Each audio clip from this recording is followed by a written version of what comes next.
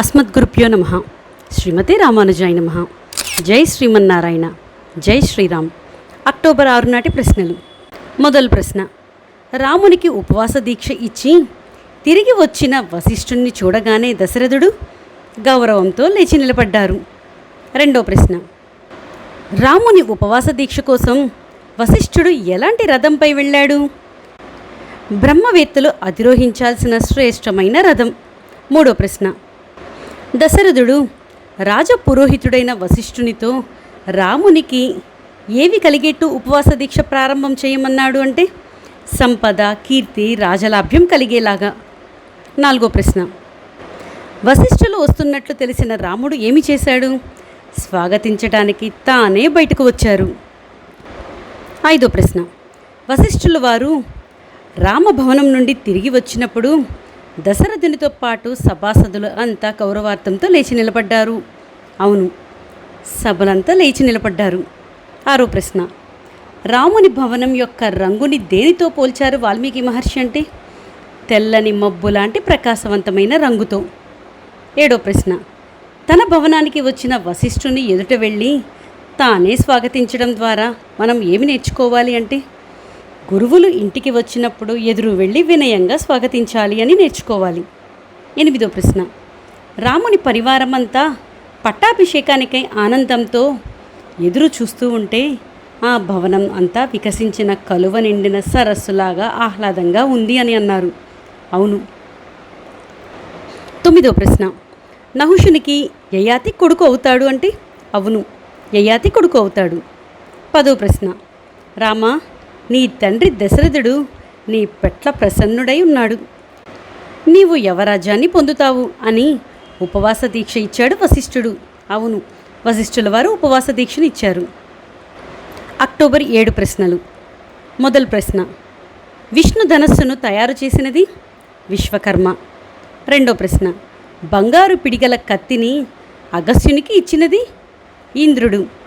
మూడో ప్రశ్న, ఆదిశేషుని తల్లి పేరు కద్రువ. నాలుగో ప్రశ్న, ఈ దివ్య పురుషుడు విరాధుడనే రాక్షసునిగా మారాడు తుంబురుడు. ఐదో ప్రశ్న, ఐరావతము తల్లి పేరు ఐరావతి. ఆరో ప్రశ్న, అరణ్యకాండంలో రాముడు మొట్టమొదటి ఎదుర్కొన్న రాక్షసుడు ఎవరు అంటే విరాధుడు. ఏడో ప్రశ్న, మాండకర్ణి ఎన్ని సంవత్సరాలు తపస్సు చేసింది అంటే 10,000 సంవత్సరాలు తపస్సు చేసింది. ఎనిమిదో ప్రశ్న, అగస్త్యుని తమ్ముని పేరు సుదర్శనుడు.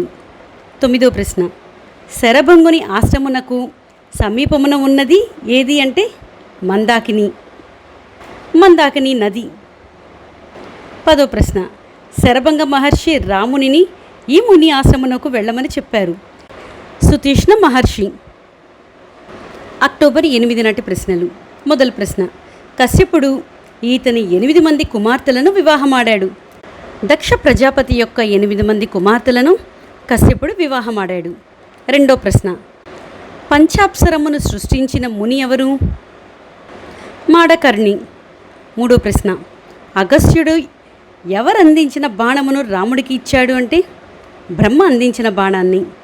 నాలుగో ప్రశ్న, రాముడు ఇంద్రుని అంశ కనుక లోకమంతా నమస్కరిస్తుంది అని ఋషులందరూ అన్నారు. ఇంద్రుని అంశ అంటే స్వర్గం పాలించే ఇంద్రునిలో భాగము, ఇంద్రాది దిక్పాలకులకు శక్తిలో భాగము, అందరికీ నియామకుడైన పరమాత్మ శక్తిలో భాగము. ఐదో ప్రశ్న, ఎక్కడైనా భూమిని పరిపాలించు రాజు ఇంద్రుని అంశగా గుర్తింపబడడు. అవును. ఆరో ప్రశ్న, ఇతని శాపముచే దండకుడి రాజ్యము అరణ్యమైనది అంటే ఎవరి శాపం వలన? శుక్రుని శాపం వలన. ఏడో ప్రశ్న, దండకారణ్యానికి ఈ పేరు ఎలా వచ్చింది అంటే దండకుడు అనే రాజు పాలించడం వల్ల దండకారణ్యానికి పేరు వచ్చింది. ఎనిమిదో ప్రశ్న, విరాధం రాక్షసం హత్వా శరభంగం దదర్శః అంటూ వాల్మీకి వాడిన హాకారానికి అర్థం ఆశ్చర్యం.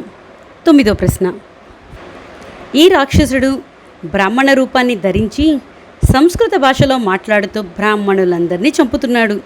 ఎవరు? ఇల్వలుడు అనే రాక్షసుడు. పదో ప్రశ్న, ప్రణవార్థం చెప్పిన శ్లోకము అరణ్యకాండలో ఈ సర్గలో ఉన్నది. ఎన్నో సర్గలో? 11వ సర్గలో ఉన్నది. అడియన్ రాణి రామానుజదాసి.